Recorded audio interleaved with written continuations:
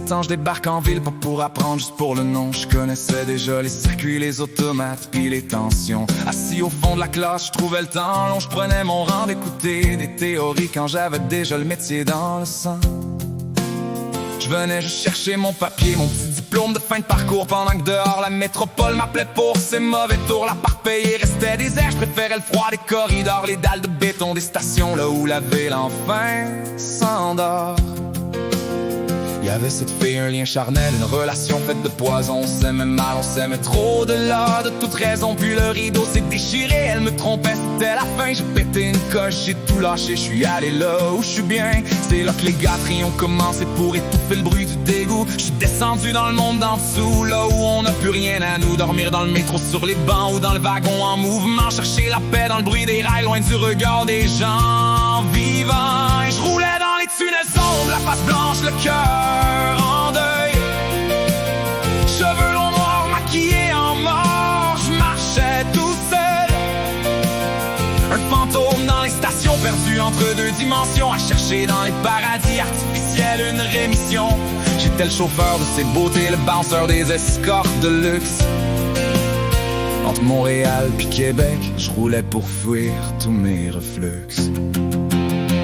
Payer ma propre conso, je suis devenu le vendeur de rêves. À dealer l'espoir en sachet sans jamais prendre de trêve. Veiller sur elle comme un rempart au milieu d'un monde qui brille. Même si j'avais la peau sur les os, je faisais le poids pour ces filles. La faim m'avait abandonné, je tenais debout par pur défi. Boisson énergique, sucre et speed étaient mes seuls amis.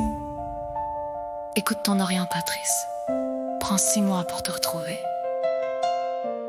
avant de finir par t'effacer. À 18 ans, j'ai croisé l'ange, elle était pure, elle était belle. Elle voyait un superbe univers, une vie de famille éternelle. Elle a floché son chum pour moi, elle voulait un avenir durable. Mais j'ai eu peur de son bonheur, je me sentais trop instable. Je l'ai repoussé avec violence, j'ai piétiné tous ses espoirs. Le remords est venu m'habiter, plus noir encore que mon miroir. J'ai détruit ses rêves les plus grands, je l'ai laissé seul avec sa peine, pour retourner me perdre encore dans mes circuits et mes chaînes.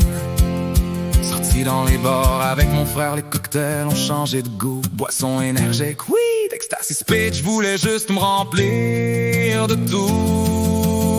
Une barmaid de mon vieux quartier, les faux mal au corps ardent. Un mois d'excès de cris de sueur à se brûler le cœur et les dents. Puis les blackouts sont revenus plus longs, plus sombres que d'habitude. 15 minutes ou 4 heures de vide dans une affreuse solitude. Puis l'erreur est arrivée un soir où j'étais plus là pantoute. Elle a sacré le camp pour de bon, laissant seul au bord de la route. Et je roulais dans les tunnels sombres, la face blanche, le cœur en deuil.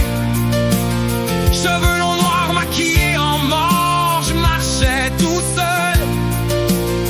Un fantôme dans les stations, perdu entre deux dimensions, à chercher dans les paradis artificiels une rémission.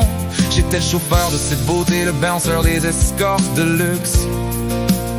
Entre Montréal puis Québec, je roulais pour fuir tous mes reflux. Perdu dans le vide de ma mémoire, la peur de ne pas savoir mon histoire.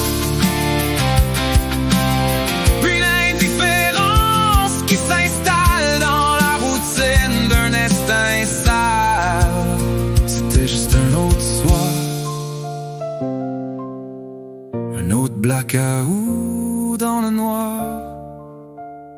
Oui, seulement un autre soir, couché seul dans le noir,